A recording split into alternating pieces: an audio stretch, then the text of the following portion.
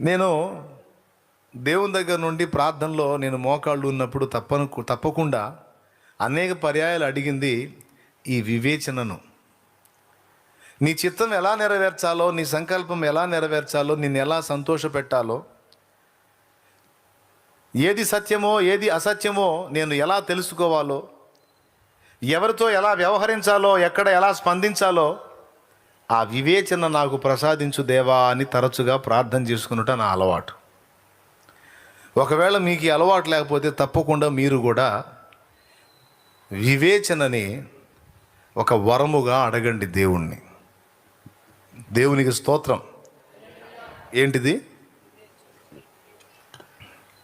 వివేచన. ఈ వివేచన అనేది లేకపోతే ఖచ్చితంగా బోల్తా పడతాం. అర్థమైందా? అనేక సంగతులను గురించి కొంతమంది పొరపాటు అభిప్రాయాల్లో ఉండటానికి వివేచన లేమియే కారణం. లేఖనాలను అపార్థం చేసుకున్నారు, భక్తులను అపార్థం చేసుకున్నారు, పరిస్థితుల్ని అంచనా వేయలేకపోయారు. మేము కరెక్ట్గా ఉన్నాము, భక్తిలో ఉన్నాము అని భక్తి గర్వంలోనికి వెళ్ళిపోయారు. అర్థమైందా? వాక్యాన్ని సరిగా వివేచించకుండా, సరిగా నిర్వచించకుండా అపసవ్య బోధల్లోనికి ప్రవేశించారు, అపసవ్య బోధలు చేశారు.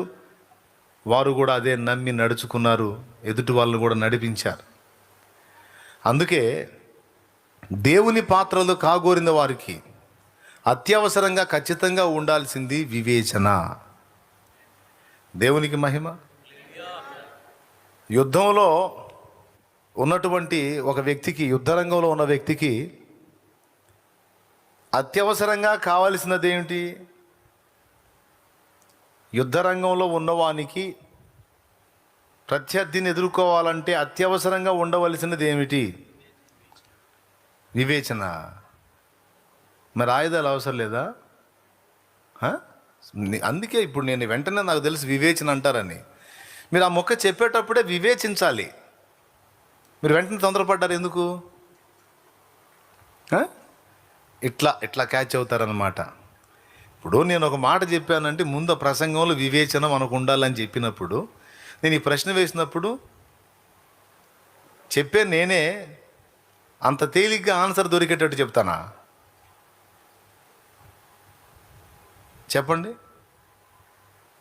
ఉంటుంది కదా, ఏదో మెలుగు ఉంటుంది కదా. కాబట్టి డింగుమని వివేచన, ఆ వివేచన ఒకటి పెట్టుకొని పోతే యుద్ధంలో తనులు తినరాడా? యుద్ధంలో ఏమేం కావాలి? బలం ఉండాలి, ఆయుధాలు ఉండాలి, అన్నీ ఉండాలి కదా. ఇప్పుడు చెప్పండి, ఏది అవసరం మీరు చెప్పండి.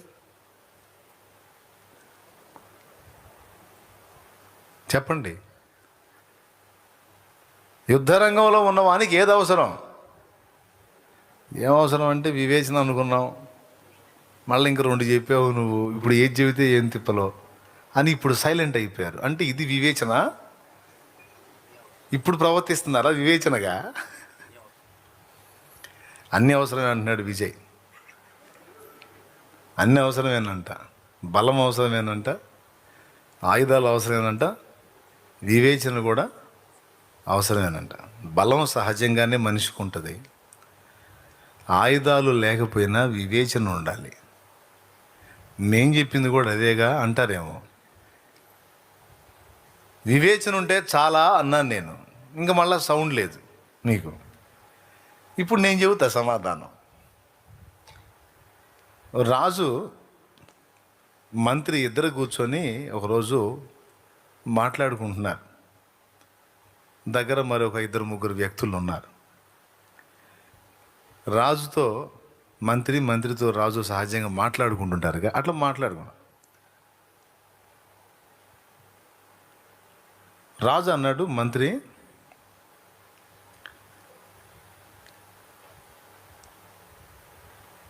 ఆయుధాలు గొప్పవా, వివేచన గొప్పదా అన్నాడు. ఏం గొప్పవి? ఆయుధాలు గొప్పవా, వివేచన గొప్పదా అన్నాడు. అప్పుడు మంత్రి అన్నాడు, వివేచన గొప్పది మహారాజా అన్నాడు. నువ్వు చిక్కావు. వివేచన గొప్పది అన్నావు, మరి ఆయుధాలు లేకపోతే ఎదుటోడి చేతిలో తన్నులు తింటాం కదా అన్నాడు. ఏం కాదు మహారాజా, వివేచన అనేది ఉంటే మనం ఏదైనా చేయగలుగుతాం, వివేచన చాలా ముఖ్యం అన్నాడు. రాజుకు అడ్డు చెప్పాడు. రాజు ఊరుకోలా. ఎట్లా? ఆయుధం కావాలి, ఆయుధం గొప్పది, నువ్వు వివేచన అంటావు అన్నాడు.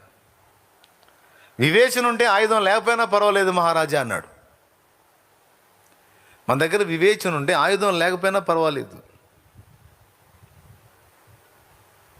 వివేకం, వివేచన. వివేచించటం అంటే ఎదుటివారు వ్యక్తం చేస్తున్న వాటిని ఆలోచించి గ్రహించటం ఒక అర్థం. వివేకం అంటే సమయోచితంగా ప్రవర్తించటం. మళ్ళీ ఇందులో కూడా మార్పు ఉన్నాయి అర్థాలు. వివేచన, వివేకం మళ్ళీ రెండు ఒకటి కాదు. వివేచించటం అంటే ఎదుటి వాళ్ళ నుండి వ్యక్తమవుతున్న వాటిని పరిశీలించి గ్రహించటం. వివేకం అంటే సమయోచితంగా ప్రవర్తించటం. వాళ్ళిద్దరికి వచ్చిన సంవాదం ఆయుధం, వివేకం. మంత్రి అన్నాడు, వివేకం ఉంటే ఆయుధం కూడా అవసరం లేదన్నాడు. అట్లెట్లా కుదిరిద్ది, నేను ఒప్పుకోను దీనికి అన్నాడు. వీళ్ళిద్దరూ సంభాషించుకుంటుంటే రాజుగారి పట్టపుట ఏనుగు, మదించినటువంటి ఏనుగు, మరి అప్పుడు దానికి ఏమైందో ఏమో, అప్పటిదాకా ప్రశాంతంగా వచ్చింది, సడన్గా బెదిరినట్టుగా కదిలి మనుషులను అటు ఇటు విసురుకుంటూ రాజుగారు ఉన్న ప్రదేశానికేసి ఒక్క ఉదుటున రాసాగింది. ఇప్పుడు రాజుగారి వరలో కత్తి ఉంది. అక్కడున్న సైనికులు ఈటెలు తీసుకొని ఉన్నారు. అది ఘీంకరించుకుంటూ అలాగొచ్చేసేసరికి ఏం చేయాలో అర్థం కాలేదు. భటులు దాన్ని ఎదురుకుపోయి ఈటెలు తీసుకొని దాని మీదకి వెళ్ళారు. వీళ్ళు తీసుకున్న ఈటెలు దానికి ఏమన్నా లెక్క, తొండంతో అటోకొని ఇటోకొని విసిరింది. ఆయుధాలు బుస్సైపోయినాయి అక్కడ. ఈ రాజుగారి దగ్గర వరలో కత్తి ఉంది, కానీ ఆ ఈటెల్ని అవతల పడేసిన దానికి కత్తి ఒక లెక్క. మంత్రి దగ్గర ఏ ఆయుధం ఉండదుగా. ఉంటే మంత్రి దగ్గర ఒక చిన్న కత్తి ఒకటి ఉంటుంది. కాబట్టి ఇప్పుడు ఏం చేయాలో రాజుగారు బిక్కదచ్చి నిలబడ్డాడు. ఏనుగు వచ్చేస్తుంది ఘీంకరించుకుంటా. దాని ఘీంకారం, ఏనుగు ఘీంకారం ఎంత గంభీరంగా ఉంటుందో కదా, అలా ఘీంకరించుకుంటా వస్తుంది. తీరా రాజు దగ్గరకు వచ్చి రాజును సమీపించి రాజుని తొక్కబోయేటువంటి టైంలో మంత్రి అటు ఇటు చూశాడు. గోడ మీద ఒక పిల్లి కనపడింది. టపిమని ఆ పిల్లిని తీసుకొని ఏనుగు ముఖం కేసి విసిరాడు.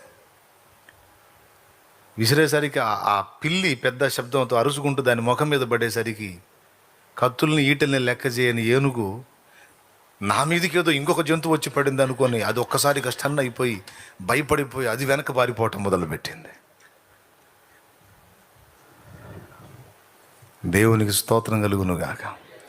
హల్లెలూయా. కాసేపు గుండె దడ కొట్టుకుంది. గుండె దడ వచ్చేసింది రాజుకి. గుండె దడ తగ్గిన తర్వాత చిన్నగా మెల్లగా మంత్రి మాట్లాడాడు. మహారాజా క్షమించండి,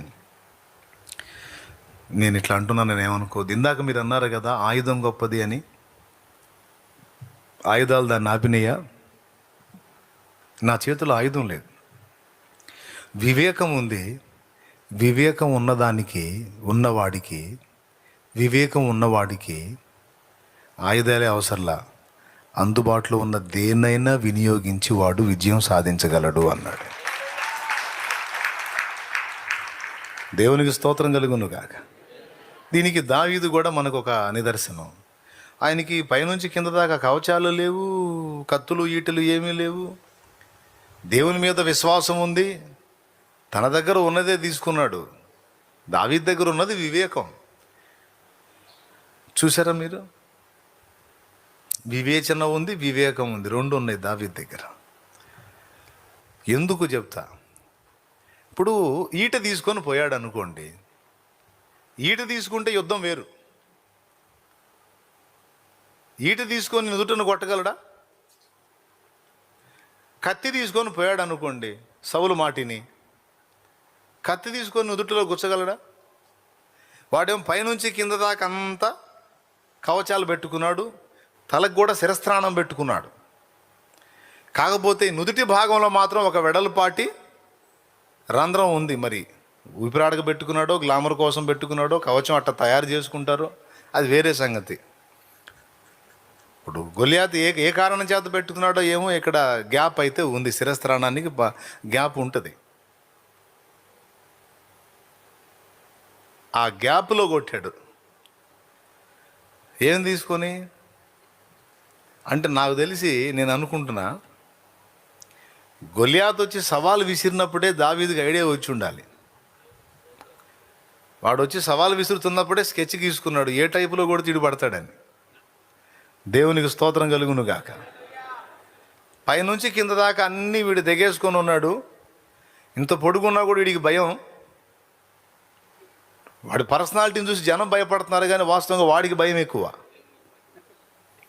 ఇప్పుడు వాడంత ధైర్యం కలిగిన వాడైతే, వాడిది అంత పెద్ద శరీరానికి కవచాలు ఎందుకు? కామన్గా రావచ్చు. అంత పొడుగుండి కూడా వాడు కవచాలు వేసుకున్నాడంటే అర్థం ఏంటి? వాడికి ముందే డౌట్ ఉంది, ఇశ్రాయేలీలు మామూలు వాళ్ళు కాదు, ముదురులు. నేను అజాగ్రత్తగా పోతే నన్ను అయినం చేస్తారని అప్పటికి జాగ్రత్త తీసుకొని వాడు వచ్చాడు. అయినా తప్పలేదు, దావీదు చేతిలో దెబ్బతిన్నాడు. ఏం తీసుకెళ్ళ, కత్తులు ఈటలు అంటే లేదు, అవసరం లేదు మహారాజా, నేను ముందే స్కెచ్ గీసుకున్నాను, నా స్కెచ్ని దేవుడు అక్షరాల అమలు చేస్తే అంతే చాలు. దేవునికి స్తోత్రం కలుగునుగా. సమస్య కళ్ళ ముందు రాగాన్ని దీన్ని ఏ టైపులో కొడితే అయిపోతుంది. ఆలోచన లేనోళ్ళేమో హడావుడి చేసి ముందుకు దూకుతారు. వివేకం కలిగిన వారు, వివేచన కలిగిన వారు తొందరపడి నోరు జారటం కానీ, చేయి జారటం కానీ, కాలు జారటం కానీ, కను జారటం కానీ, పెదవి జారటం కానీ చెయ్యరు. కొద్దిగా సంయమనం పాటిస్తారు, ఆచితూచి అడిగేస్తారు. దడేశ్వరులాగా ఉండరు. ఎవరులాగా ఉండరు? కొంతమంది దడేశ్వరులు ఉంటారు, కొంతమంది అట్లే ఉండరు.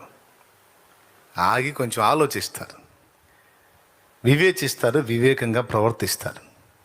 దేవునికి స్తోత్రం చెప్పండి. సంగతి వెనక ముందు ప్రత్యుత్తరం ఇచ్చువాడు తన మూఢత్వమును కనపరచి సిగ్గునందు అని ఉంది సామెతల్లో. కొంతమందికి తొందరపాటు ఎక్కువ. వాళ్ళకు తెలిసినటువంటి జ్ఞానాన్ని మనసులో పెట్టుకొని ఎదుటి వాళ్ళ దగ్గర ఈ మాట మాట్లాడితే నాకు ఏ పక్క నుంచి మొహం పగిలిద్దు అని వివేచన లేకుండా వాళ్ళకు తెలిసిన విషయాల్ని డింగ్మని మాట్లాడతారు. ఒక మాట మన నోట నుండి బయటికి వెళ్ళేటప్పుడు 4 విధాలుగా వివేచించుకొని మాట్లాడాలి, లేకపోతే ఇబ్బంది. దేవునికి మహిమ. సేవ చేసే వాళ్ళకి ముందు అన్నిటికంటే కూడా నాయకుడు అనేవాడికి నాలుక చాలా జాగ్రత్తగా ఉండాలి. ఏముండాలి? నాయకుడికే కాదు, అసలు ఏ మనిషికైనా నాలుక కంట్రోల్లో ఉంటే చాలా వరకు వాడు విజయం సాధించినట్టే. ముఖ్యంగా నాయకుడికి, నాయకురాలికి నాలుక చాలా కంట్రోల్లో ఉండాలి. ఈ నాలుక ఉంది చూశారు, మొత్తం కలిసి 3-4 అంగుళాలు ఉండదు ఈ నాలుక. డింగు మాట్లాడుద్ది, నోట్లోకి వెళ్ళిపోయింది, వీపు పెట్ట తన్నులు తింటూ ఉంటుంది. నాలుకని ఎవరన్నా కొడతారా? అది మాట్లాడి లోపలికి వెళ్ళిపోయి తలుపేసేసుకుంటుందా? తలుపు అంటే పెదాలన్నమాట. పగిలేది ఎక్కడ? పాపం ఇది ముందే మొచ్చుకుంటుంటుందా, నువ్వు మాట్లాడవాకవే నన్ను కొడతారని. అందుకే నాయకుడు అనేవాడికి నాలుక చాలా జాగ్రత్తగా ఉండాలి, లేకపోతే ఇబ్బంది. కొంతమంది నోరు జారుతారు, మాటలు జారుతారు. వాళ్ళు తెలివి గల్లోలాగా, జ్ఞానవంతుల్లాగా దైవజనుల్ని కూడా మేము ఎక్స్రే చేసాం, మేము పరిశీలించాం, అసలు ఆయన అలా, ఈయన ఇలా అని దైవజనుల్ని విమర్శించడానికి నోరు తెరుస్తారు తొందరపడి. కూర్చొని వినే విశ్వాసికే నీకు అంత ఉంటే చెప్పేవాడికి ఎంత ఉండాలి? 5వ క్లాస్ వాడికే నీకు అంత ఉంటే ఇంటర్మీడియట్ చదివేవాడికి ఎంత ఉండాలి? అవన్నీ దాటుకొని కదా వచ్చాడు. ఉంటాయి. అందుకని ఎవరి దగ్గర అయినా నోరు జారేటప్పుడు, ముఖ్యంగా దేవుని సేవకుల్ని కామెంట్ చేసేటప్పుడు, ఈ మధ్య పార్టీలు అయిపోయినాయి. నేను పౌలు వాడను, నేను అపోల్లో వాడను, నేను కేఫా వాడను, నేను యేసుక్రీస్తు వాడను. యేసుక్రీస్తు వాడనని అందరంటే బాగుండు. ఈ మధ్య సేవకులకు ఫ్యాన్స్ అయిపోయారు. మేము ఫలానా ఆయన ఫ్యాన్స్, మేము ఫలానా అక్క ఫ్యాన్స్, అన్న ఫ్యాన్స్, మేము షాలేం అన్న ఫ్యాన్స్, లేకపోతే మేము ఇంకొక అన్న ఫ్యాన్స్, ఇంకొక అన్న ఫ్యాన్స్. ఏంది ఇది? ఏమి సినిమా వాళ్ళ? సినిమా వాళ్ళండి. అన్న ఒక పాట పాడాడు, విత్తినది ఒకడు, నీరు పోసింది వేరొకడు, ఎరువు వేసింది ఎవరైనా, వృద్ధి చేసింది నువ్వేగా అన్నాడు. అన్న పాడేదానికంటే ముందు పౌలు మహనీయుడు మాట్లాడాడు. నేను విత్తాను, అపోల్లో నీళ్లు పోశాడు, వృద్ధి కలుగు చేసిన వాడు ప్రభువే. నేను ఏమన్నా సిలువ ఎక్కానా, లేకపోతే అపోల్లో ఏమన్నా ప్రాణం పెట్టాడా? కేఫా ఏమైనా మీకోసం ప్రాణం పెట్టాడా? ప్రాణం పెట్టిన వాడు ప్రభువే కదా. కాబట్టి మీరందరూ యేసుక్రీస్తు వారుగా ఉండాలి. అంతేగాని మనుషుల్ని బట్టి అతిశయపడటం. కొంతమంది ఈ టైప్ మైండ్లు తీసుకొస్తాడు సైతాను గాడు. మా అన్న హీరో, మీ అన్న జీరో, మా అన్న హీరో, మీ అన్న జీరో అనగానే, మా అన్నని జీరో అంటావా, మీ అన్నే దున్నా. మా అన్నను దున్న అంటావా, మీ అన్న పంది. వీళ్ళు పరిశుద్ధ యేసు శిష్యులు కాదు, ఇక చివరికి పరమానంద శిష్యులకి వెళ్ళిపోతారు. గురువుగారు పండుకున్నాడు, ఒరే కాళ్ళు వత్తండ్రా అన్నాడు. మిగిలిన వాళ్ళు ఒకడు విసురుతున్నాడు, ఒకడు చేతులు వద్దు, ఇద్దరు కలిసి కాళ్ళు ఒత్తుతున్నారు గురువుగారి కాళ్ళు. కొంచెం సేపటి తర్వాత ఇద్దరికి వాదన వచ్చింది. దేనికాడో కాళ్ళ కాడే వచ్చింది. అరే నా కాలు ఫలానా టైపులో ఉంది అన్నాడు. నా కాలు కూడా అలానే ఉంది అన్నాడు. నీ కాలు ఒట్టి పనికిమాలిన కాళ్ళు అని టపిమని ఒకడు కొట్టాడు. నా కాళ్ళు కొడతావా, ఎంత ధైర్యంరా నీకు, నీ కాలే పరమ సుంఠకాలు అని కొట్టాడు ఇంకొకడు గట్టిగా. నా కాళ్ళని అంత దెబ్బ కొడతావా, నీ కాలు సంగతి చెప్తా నాకు అని ఇంకా గట్టి దెబ్బ కొడతాడు ఇంకొకడు. ఈ రకంగా మిగిలిన వాళ్ళేమో గురువు తల ఒకడు పట్టుకుంటాడు, చేతులు ఒకళ్ళు పట్టుకుంటారు, ఆ గురువు లేవకుండా పొట్ట ఒకడు పట్టుకుంటాడు. మీరు ఉండండి గురువు గారు, వాళ్ళ కాళ్ళ సంగతి వాళ్ళు తేల్చుకుంటారు. అమ్మ వెధవల్లారో నా కాళ్ళు రావి అంటాడు ఆయన. ఉండండి గురువు గారు, తేలనివ్వండి. చివరికి పచ్చడి మండలు తీసుకుంటారు వాళ్ళు. దేనికి? ఒకటి కాలు మీద ఒకడు పగ తీర్చుకోవడానికి. మరి వీడి కాళ్ళని తిడితే వాడెందుకు ఊరుకుంటాడు? అందుకని వీడి కాళ్ళని ఇరగొట్టడానికి పూనుకున్నాడు వాడు. మిగిలిన వాళ్ళేమో మీరు ఊరుకోండి గురువు గారు, వాళ్ళ సంగతి ఏదో ఫైనల్ కానీ అంటారు. వీళ్ళు లేవనీరు. చివరికి ఇక ఏం చేస్తాడు, స్వరాన్ని ఉపయోగించి, ఒసేవు కాంతో ఎక్కడున్నా త్వరగా తావు, నన్ను చంపుతున్నారు వీళ్ళు, నా కాళ్ళు విరగొడుతున్నారు, అయ్యో బాబోయ్ వామ్మోయ్ వాయో అని కేకలేసేసరికి ఆమె పరిగెత్తుకుంటా వచ్చి, అమ్మమ్మ వెధవల్లారా ఏం చేస్తున్నారా మీరు అని ఇక గందరగోళంగా తిట్టి, అంతటితో పోతారా, ఈసారి చెప్తా నాకురా నీ కాలు సంగతి అని పోతా. ఇప్పుడు ఎవరు గొప్ప ఎవరు తక్కువ? అంత దేవుని తోటలో పనివారం. అందరం కలిసి యేసునే ప్రకటిస్తున్నాం. అందరి హృదయంలో యేసే రాజు, యేసే దేవుడు. ఎవరు ఎక్కువ ఎవరు తక్కువ? ఒక దైవజనుని క్రమం నీకు నచ్చింది, మరో దైవజనుని క్రమం నీకు నచ్చింది. ఒక దైవజనుడు వాక్యం చెప్తే నీకు నచ్చింది, ఇంకొక దైవజనుడు వాక్యం చెప్తే ఇంకొకరికి నచ్చింది. అంత మాత్రాన నీకు ఆయన మెసేజ్ అర్థం కాలేదు, నువ్వు ఆయన ద్వేషించడానికి వీల్లేదు. లేకపోతే మరొకరు నువ్వు ఫాలో అవుతున్న దైవజనుని ద్వేషించడానికి వీల్లేదు. అసలు ఆ ఆలోచన, ఆ విధానం, ఆ ధోరణే దుష్టుడు తీసుకొచ్చి పెడతాడు ఐక్యత జడగొట్టడానికి.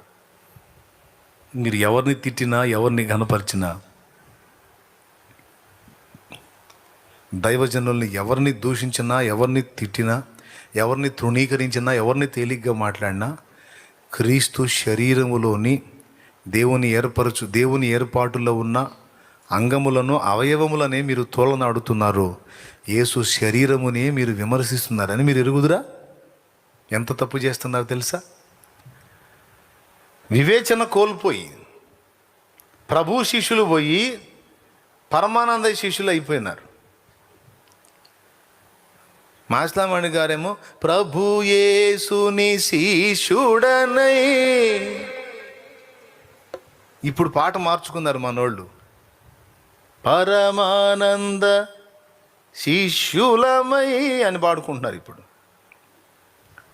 అలాంటి పిచ్చి ప్రవర్తనలో ఎవరైనా ఉంటే స్త్రీలైనా పురుషులైనా బుద్ధి తెచ్చుకోండి, జాగ్రత్త. అతిశయించువాడు ప్రభువునందే అతిశయించాలి కానీ మనుషులను బట్టి ఎప్పుడూ అతిశయపడకూడదు. అర్థమైందా? మనుషులను బట్టి ఎప్పుడు అతిశయించొద్దు. మనుషులను హెచ్చించి దేవుణ్ణి పక్కన పెట్టే మూర్ఖపు పని ఎప్పుడూ చేయొద్దు. మనుషులు మనుషులే, ప్రభు ప్రభువే. స్తుతి, మహిమ, ఘనత, ప్రభావము పొందనర్హుడు ఆయన ఒక్కడే. ఆయనకి చెందవలసిన మహిమను ఆయనకి చెందేటట్టు మనం జాగ్రత్త తీసుకోవాలి.